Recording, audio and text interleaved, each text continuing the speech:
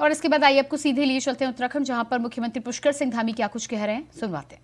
हमारे सचिव आपदा प्रबंधन उत्तराखंड और आज के इस कार्यक्रम में जिन्होंने पूरा इसके संयोजन का काम किया, जिनके अथक प्रयासों से ये विश्व आपदा का सम्मेलन देहरादून में आयोजित हो रहा है, ऐसे प्रोफेसर दुर्गेश पंत जी और जिनके इस संस्थान में जिन्होंने उनके साथ लगातार अपना सहयोग प्रदान किया और ये सम्मेलन बहुत शानदार तरीके से आयोजन की ओर बढ़ा।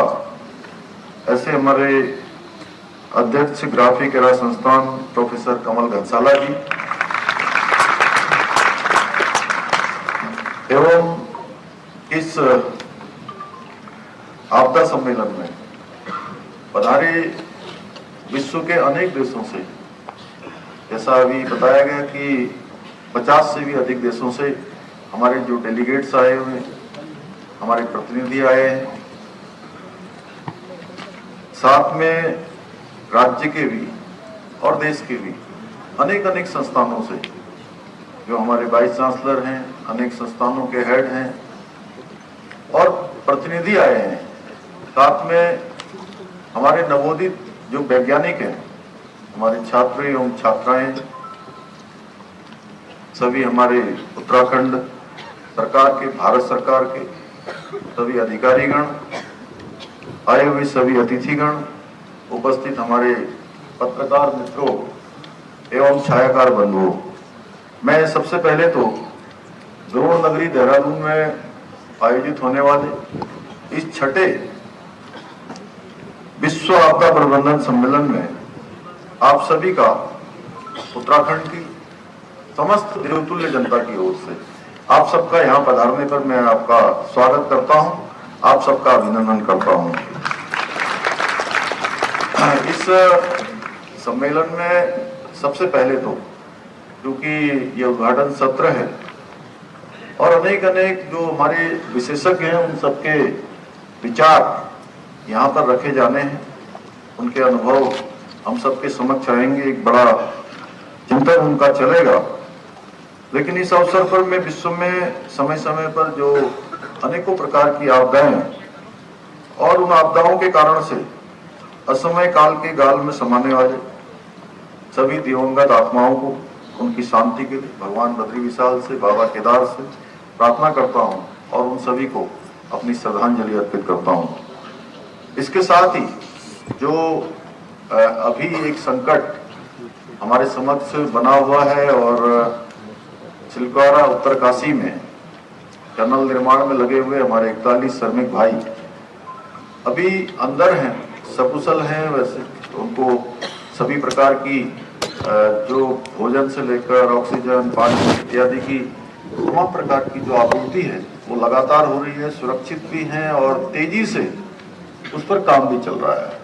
तेजी से काम चल रहा है। जितने भी हमारे वैज्ञानिक हैं, जितने इसके विशेषज्ञ हैं, भारत सरकार, राज्य सरकार और भी संस्थानों के टनल के क्षेत्र में काम करने वाले वो सारे लोग अपना प्रयास कर रहे हैं। हमारे आदरणीय प्रधानमंत्री जी भी लगातार प्रत्येक दिन उन सब के बारे में कि किसी प्रकार की उनको कोई दिक्कत न हो, सभी सुरक्षित बाहर निकले, टेक्नोलॉजी का ठीक प्रकार से उपयोग हो वहाँ पर, उन सब की लगातार चिंता कर रहे हैं। बल्कि अभी जब हम अंदर आ रहे थे तो सम्मेलन के उद्घाटन से पहले भी उन्होंने अभी यहीं पर जानकारी ली है, तो सभी के लिए लगातार प्रयास भी हो रहा है। और अभी संधू साहब और हम बैठे थे यहाँ पर तो इनके मोबाइल में अपडेट आ रहा था कि 53 मीटर तक सुरंग जो है उसके अंदर पाइप चला गया है।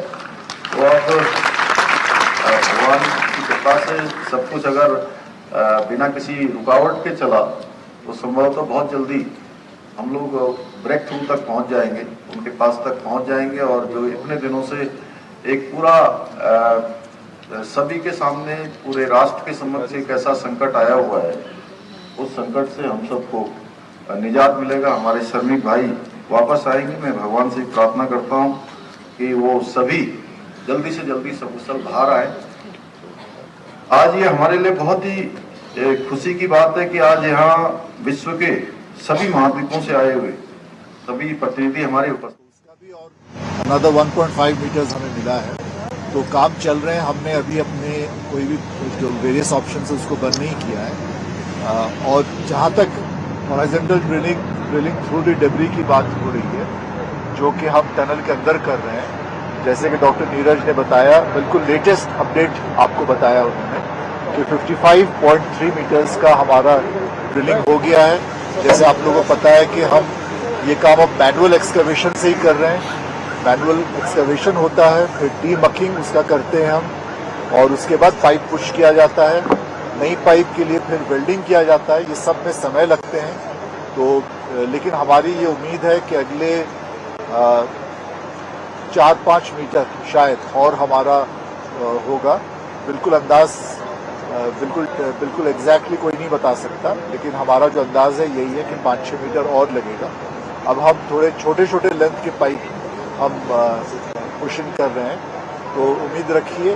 डॉक्टर नीरज ने ये बात भी बोला कि लेट इवनिंग तक हमें कुछ अच्छी खबर मिले, और सबकी प्रार्थना बिल्कुल आपकी जारी रहे, जिससे बहुत फायदा होगा। कल शायद आपकी गाड़ी बुक करनी सर, एक सवाल तो वो तो आप कभी भी कर सकते हैं। प्रोसेस में समझा देते कि जब पाइप पुश हो जाएगा और कंप्लीट हो जाएगा, ब्रेक थ्रू मिल जाएगा, उसके बाद का क्या स्टेप बाय स्टेप प्रोसेस हो जाएगा? देखिए, जैसा आप लोगों को भी सर ने बताया कि जो हमारा पाइप इतना जा चुका है, उसके बाद में प्रोबेबली एक पाइप और वेल्ड होना है, तो वेल्डिंग में भी टाइम लगता है, पुशिंग में भी टाइम लगता है, डीमकिंग में भी टाइम लगता है। So these 3-4 process are there. तो उसके बाद में संभावना ये है कि जैसे लेट इवनिंग तक हमारा हो जाएगा। जब भी ये प्रोसेस पूरा होगा, उसके बाद हमारे पास एक्सपर्ट्स की टीम है, जो एनडीआरएफ और एसडीआरएफ, जो हमारे स्टेट की टीम है एसडीआरएफ की और नेशनल की एनडीआरएफ की टीम है, they are doing a joint operation under the leadership of NDRF के उसमें कर रहे हैं। तो वो अपने एक्सपर्ट्स का प्रैक्टिस भी करवा चुके हैं कि पाइप में कैसे जाएंगे, कैसे ट्रॉली से वापस लेकर के आएंगे। तो they had done good exercises, they had done complete planning कि जब वो जैसे भी कंप्लीट होता है, कंप्लीट होने पर उन लोगों को किस प्रकार से वन बाय वन निकाला जाएगा, दैट माइट टेक टाइम। इसीलिए आपको इसके बारे में बताया जाएगा कि जब जो नेक्स्ट प्रेस ब्रीफ होगी, आई थिंक जब आप लोगों को we will provide you more details with them, तो उसके लिए पूरी तैयारी की जा चुकी है। एक माइन्यूट डिटेल जो काम करने वाली टीम है उनके साथ वो डिस्कस कर चुके हैं। उसके अंदर भी एक्सीजेंसी प्लान्स तैयार हैं। जैसे अगर होता है तो टीम इज कम्प्लीटली रेडी, क्योंकि किसी भी डिजास्टर में कभी at any point of time it can't be said कि now it is over, this thing is over, this thing is over. जब तक वो सभी लोग सुरक्षित बाहर नहीं आ जाएंगे, तब तक टीम हर संभावना, हर किसी भी सिचुएशन के लिए पूरी तरीके से तैयार एनडीआरएफ और एसडीआरएफ की टीम अंदर जाने के बावजूद भी रहेगी। पहले वो लोग जाएंगे, फिर उन सभी लोगों को सुरक्षित बाहर निकाला जाएगा। उसके बाद में जो टीम के लोग होंगे, वो लोग जो हमारे एक्सपर्ट्स हैं एनडीआरएफ एसडीआरएफ के, वो लोग बाहर निकालेंगे। सर, क्या अंदर जाके पहले जो एसडीआरएफ की टीम वो पहले ब्रीफ करेगी उन मजदूरों को, क्या process? They have their own SOP. I don't want to just discuss in detail, क्योंकि उनकी अपनी SOP होती है. They are going by their SOPs. They had done good drills. जिसको ड्रिल्स कहते हैं कि ड्रिल अपनी उन्होंने प्रैक्टिस कर ली है। उसके लिए वो हर संभावना के लिए उन्होंने अलग अलग सिचुएशन के लिए भी अपनी सारी की सारी जो टीम है उसको कई बार ब्रीफ कर लिया है।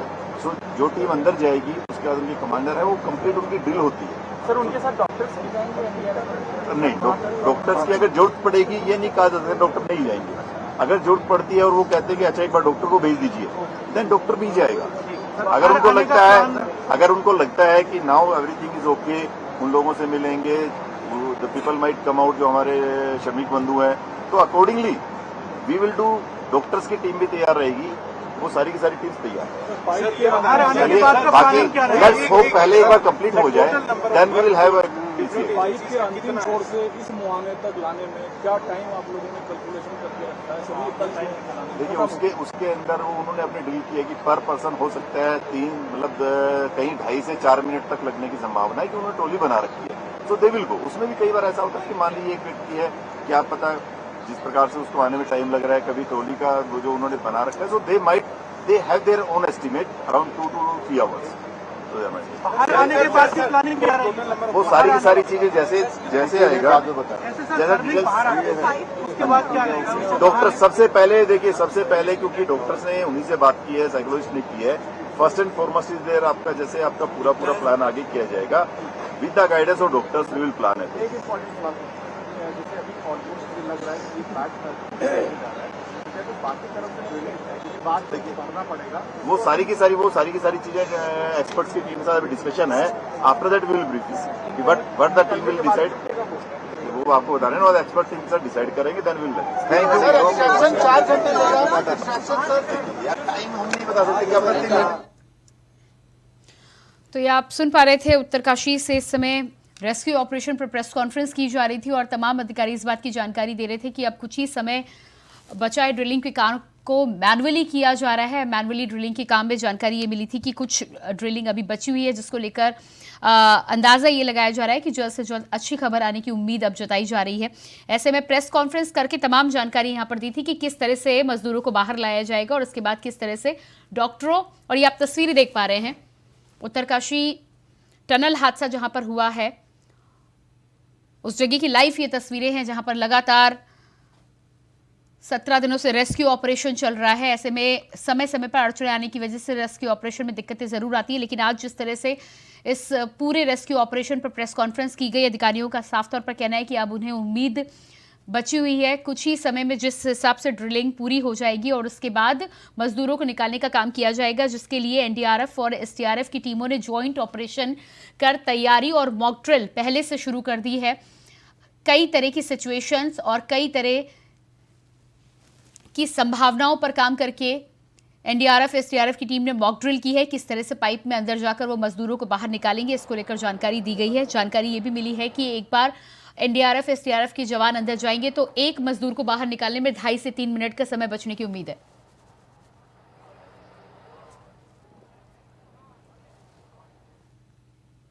तो लगातार आप ये तस्वीरें देख पा रहे हैं, एनडीआरएफ एसडीआरएफ की टीमें हैं जिनको लेकर अभी प्रेस कॉन्फ्रेंस में कुछ ही देर पहले जानकारी ये मिली थी कि तमाम सिचुएशंस को लेकर ज्वाइंट ऑपरेशन के तहत मॉक ड्रिल भी कराई जा चुकी है। किस तरह से मजदूरों को बाहर निकाला जाएगा और अब बस इंतजार है, जिस तरह से कुछ मीटर की अब दूरी बची हुई है, उस दूरी तक पाइप एक बार अंदर चला जाता है तो उसके बाद आगे की कार्रवाई की शुरुआत की जाएगी।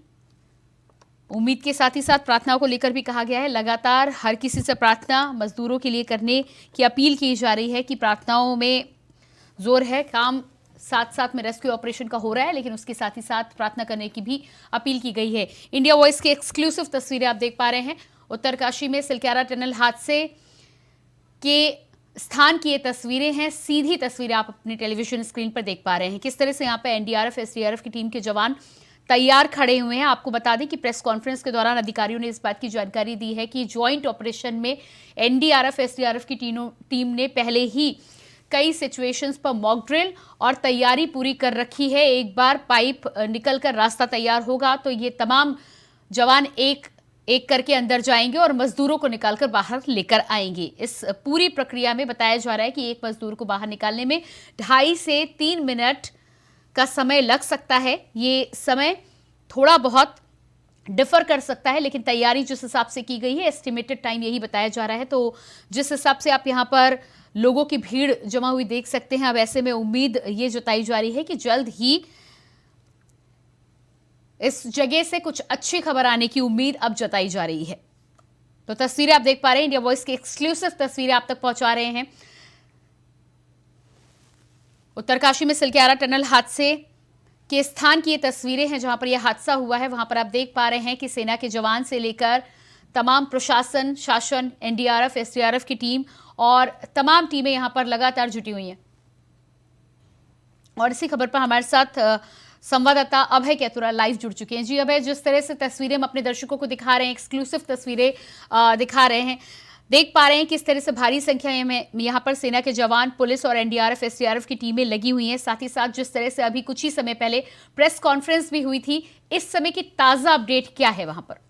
बिल्कुल, अभी तक की सबसे बड़ी ताजा अपडेट ये कही जा सकती है कि टनल्स के भीतर जो मैनुअल ड्रिलिंग का जो काम चल रहा था वो यहाँ पर पूरा हो चुका है। अब ये कह सकते हैं कि वो आखिरी क्षण यहाँ पर आखिरी क्षण वो यहाँ पर आ गया है, जब श्रमिकों को बाहर निकालने की प्रक्रिया यहाँ पर शुरू की जाएगी।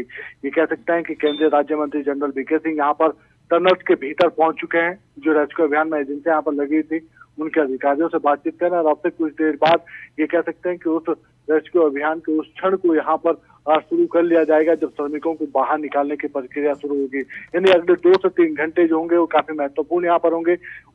उस दौरान जो श्रमिक होंगे उन श्रमिकों को बाहर निकाला जाएगा। टनल्स के भीतर ही ये कह सकते हैं कि स्वास्थ्य विभाग की तरफ से जो बेड है, जो लाइफ सपोर्ट जो बेड होते हैं उनको वहां पर लगा दिया गया है। जैसे ही श्रमिकों को बाहर निकालेंगे उस बेड पर उनको बिठाने का काम होगा, उनका स्वास्थ्य परीक्षण किया जाएगा। पहले उनका पूरा चेकअप वहां पर होगा और उसके बाद उनको टनल से बाहर एम्बुलेंस के माध्यम से यहाँ चिन्या छोड़ के जो सामुदायिक स्वास्थ्य केंद्र है वहां पर लाने का काम किया जाएगा। लेकिन इतना जरूर कह सकते हैं कि अब तक की जो सबसे बड़ी खबर है वो यही है कि टनल के भीतर जो रेस्क्यू अभियान चल रहा था वो कंप्लीट हो चुका है। यानी जो ड्रिलिंग के जरिए जो पाइप 800 mm का जो पाइप अंदर पहुंचा है, पुश किया जाना था, वो अब मैन होल के पार हो चुका है। यानी जो मलबा था उसके पार ये ड्रिल पाइप पहुंच चुका है। यानी मैनुअली काम पूर्ण हो चुका है और अब ये एनडीआरएफ की तरफ से एनडीआरएफ और एसडीआरएफ की तरफ से उन जवानों से उस पाइप के माध्यम से अंदर जाने का काम किया जाएगा। श्रमिकों से बातचीत की जाएगी तो मलबे के दूसरे छोर पर बैठे हुए। तो लगातार कोशिश यही है कि अब इस रेस्क्यू अभियान को अंतिम पूर्ण रूप कर लिया जाए और जो श्रमिक फंसे हुए उनको निकालने की प्रक्रिया शुरू हो जाए। जी बिल्कुल अभय, तो जिस तरह से आप ये बता रहे हैं कि ड्रिलिंग का काम पूरा हो चुका है, पाइप डालने की जो बात कर रहे थे, पाइप भी अब अंदर पहुंच चुका है। अब इसके बाद सबसे अगला स्टेप क्या होगा? क्योंकि जिस तरह से टीमें यहाँ पर दिखाई दे रही है, बताया जा रहा था कि इसके बाद सीधे एनडीआरएफ एसडीआरएफ के जवान जिन्होंने ज्वाइंट ऑपरेशन कर इस बात की तैयारी की उन्हें अंदर भेजा जाएगा। सबसे पहला कदम अब क्या उठाया जाएगा? देखो, सबसे पहला कदम अब यही समझा जा सकता है कि जैसे ही अंदर रेस्क्यू अभियान की जो एजेंसियां यहाँ पर जुटी हुई है पिछले 17 दिनों से, उनके अधिकारियों से जैसे ही बातचीत होगी, ये होल का जो पाइप जो ड्रिल किया गया उसका जो हल्का फुल्का जो मलबा उसमें होगा, उस मलबे को साफ करने का काम यहाँ पर किया जाएगा। उसके बाद एनडीआरएफ के 3 जवानों का जो लाइफ सपोर्ट सिस्टम के साथ होते हैं उनको उस पाइप के माध्यम से मलबे के उस पार भेजने का काम वहां पर किया जाएगा। वो उस पार वहां पर पहुंचेंगे और सीधे तौर पर अधिकारियों जो टनल्स के भीतर जो श्रमिक फंसे हुए उनसे बातचीत यहाँ पर करेंगे। ये कह सकते हैं कि इस दौरान पूरा उनका चेकअप किया जाएगा। यानी वहां पर एनडीआरएफ की तरफ से ये देखने का काम वहां पर किया जाएगा कि किस प्रकार से उन श्रमिकों की स्थिति है, अगर उसमें कोई इंजर्ड है या दूसरी कोई बीमारी है तो उसका आने का काम यहाँ पर किया जाएगा। तो अब लगातार जो तैयारियां हैं अब उन श्रमिकों को बाहर निकालने की हो रही है और अब इस प्रक्रिया में आगे बढ़ने का काम यहाँ पर किया जा रहा है। जी बिल्कुल अभय, तो इस पूरे मामले में जिस तरह से जानकारी मिल रही है, ये भी आपसे जानकारी चाहूंगी कि जो पाइप अंदर भेजा गया है वो कितने फीट का पाइप है और एक एक कर यहाँ पर मजदूरों को बाहर निकाला जाएगा या किस तरह की प्रक्रिया रहेगी? बिल्कुल, ये कह सकते हैं कि अब जो ड्रिलिंग करने का जो काम था वो पूरी तरीके से हो चुका है। लगभग कह सकते हैं कि 57 मीटर का ये पाइप पूरा ड्रिल करके अब तक यहाँ पर भेजे गए हैं। जो 800 mm के जो पाइप है ये 57 मीटर तक अंदर इस मलबे के अंदर गए हैं और उसके बाद ये पार मलबे के पार वहां पर हुए हैं। तो कोशिश अब यही रहेगी कि एनडीआरएफ का जैसे ही लाइफ सपोर्ट दस्ता अंदर जाएगा उनकी तरफ से क्या कुछ किया जाता है, क्या संदेश अंदर से दिया जाता है, तो उसके बाद उन श्रमिकों को स्ट्रेचर के माध्यम से एक एक करके बाहर निकालने का काम होगा, जहां पर उन्हें टनल के भीतर ही जो ये कह सकते हैं कि इस समय जो इमरजेंसी हॉस्पिटल वहां पर बेड मंगाए गए हैं उन बेड पर जी बिल्कुल अबे तस्वीरें हमारे दर्शकों को हम दिखा रहे हैं। लगातार एम्बुलेंस की गाड़ियां लगाई जा चुकी हैं। तस्वीरें देखने से ऐसा लग रहा है कि अब तैयारी पूरी हो चुकी है और अगला स्टेप जल्दी सामने आ सकता है। क्या लग रहा है आपको? बिल्कुल, अगला स्टेप मैं कहा कि अगला 1 से 2 घंटे जो होंगे वो इस प्रक्रिया के लिए यहाँ पर रिजर्व रखे गए हैं कि जो टनल्स के भीतर जब इन श्रमिकों को निकालने का काम होगा तो अभी तस्वीरों में हम यहाँ पर गद्दे भी देख पा रहे हैं कि एनडीआरएफ एसडीआरएफ की टीम के जो जवान है वो गद्दों को वहां पर इकट्ठा करने की कोशिश कर रहे हैं। तो इसका किस तरह से उपयोग किया जाना है? तो जो स्वास्थ्य विभाग के जो बेड अंदर गए हैं, जो लाइफ सपोर्ट बेड होते हैं, जो ये कह सकते हैं कि मिनी सीसीयू में वहां पर तब्दील होते हैं, जिस बेड पर ऑक्सीजन वगैरह की पूरी सुविधाएं होती है, उस बेड पर इन गद्दों को बिछाने का काम यहाँ पर किया जाएगा। बिल्कुल अभय, आप बने रहिए हमारे साथ, आपसे ताजा अपडेट हम लेते रहेंगे। तो लगातार ये तस्वीरें हम बता रहे हैं, हमारे साथ संवाददाता जुड़े हुए थे। और इसी वक्त उत्तरकाशी से बड़ी खबर सामने आ रही है। पीएम मोदी ने सीएम धामी से की फोन पर बातचीत, रेस्क्यू ऑपरेशन पर लिया अपडेट, वर्टिकल ड्रिलिंग के बारे में ली जानकारी। सीएम ने पीएम को मैनुअली ड्रिलिंग के बारे में भी बताया। और इसी के साथ फिलहाल इस बुलेटिन में इतना ही। खबरों के लिए बने रहिए इंडिया वॉइस के साथ। नमस्कार।